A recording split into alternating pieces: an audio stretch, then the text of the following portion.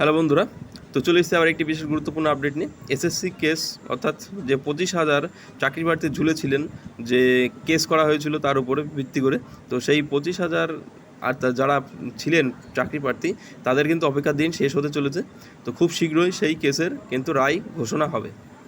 তো আমাদের এর আগের যে সমস্ত আর কি কেসগুলি হয়েছিল এসএসসির উপরে, তার মধ্যে এই সময়ের আগে যে আর কি আমাদের মাননীয় জাস্টিস মহাশয় ছিলেন, যে অভিজিৎ গঙ্গোপাধ্যায়, তিনি তার যে সমস্ত চাকরিগুলি বাতিল করেছিলেন, সাথে যে সমস্ত অন্যান্য কেসগুলি ছিল, সমস্ত কেস যে বা এসএসসির বোর্ডের উপরেই বা যে সমস্ত কেসগুলি ছিল, সমস্ত কিছু কিন্তু একবারে অর্থাৎ কালকে, যখন আমি রেকর্ড করছি সেই হিসাবে কালকে বা শুক্রবারে, বা যদি শুক্রবার সেকেন্ড হাফের মধ্যে না হয় তাহলে তোমাদের সোমবারের মধ্যে কিন্তু এই কেসের আর কি সমস্ত রায় ঘোষণা করবে আর কি ডিভিশন বেঞ্চ।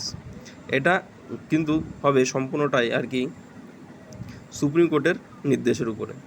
তো বিস্তারিত কিভাবে সমস্ত কিছু হবে, তো সমস্ত কিছু জেনে যাবে এই ভিডিওতে। তো বলবো ভিডিওটা সবাই সম্পূর্ণটা দেখো, এবং ভিডিওটি দেখার পরে ভালো লাগলে অবশ্যই লাইক করো। মূলত মামলাটি চলছে বিচারপতি দেবাংশু বসাকের ডিভিশন বেঞ্চে। তো সেখানেই আর কি এই মামলার রায় দেওয়া হবে তাদের পক্ষ থেকেই।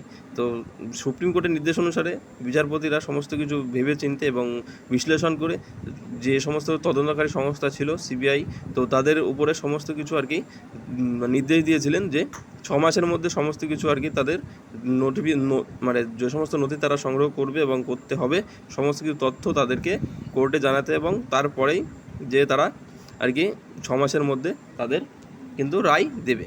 তো সেই 6 মাসের কিন্তু সময় আর দেরি নেই। তো সেই জন্য খুব শীঘ্রই এই কেসের রায় ঘোষণা করতে চলেছে। তো যে সমস্ত আর কি নিউজ সংস্থাগুলি আছে, তাদের সূত্র মারফত উঠে আসছে যে তারা এই সোমবার বা শুক্রবারের মধ্যে আর কি তোমাদের রায় কিন্তু ঘোষণা করবে। তো কি আর কি রায় ঘোষণা হবে বা কাদের পক্ষে যাবে, তো সেটা সময় আসলে এবং যখন তারা রায় ঘোষণা করবে তারপর সেটাতেই বোঝা যাবে। তবে যে সমস্ত আর কি চাকরি প্রার্থীদের, তবে সুপ্রিম কোর্ট যে সমস্ত চাকরি প্রার্থী যে 5,000 ছিল তাদের উপরে নিয়োগের উপরে যে সমস্ত রক্ষা কবচ দিয়েছিল, তো সেগুলোর দিকেও খেয়াল রাখা হবে। তো সেখানে কি হয়, তো তার জন্য বলবো অবশ্যই ভিডিওটি সবাই দেখার পরে চ্যানেলটি ফলো রেখো, এবং যাতে তোমাদের এরকম গুরুত্বপূর্ণ আপডেট তোমরা পেয়ে যাও, এবং ভালো লাগলে লাইক করো, এবং চ্যানেল নতুন হলে সাবস্ক্রাইব করে দিও।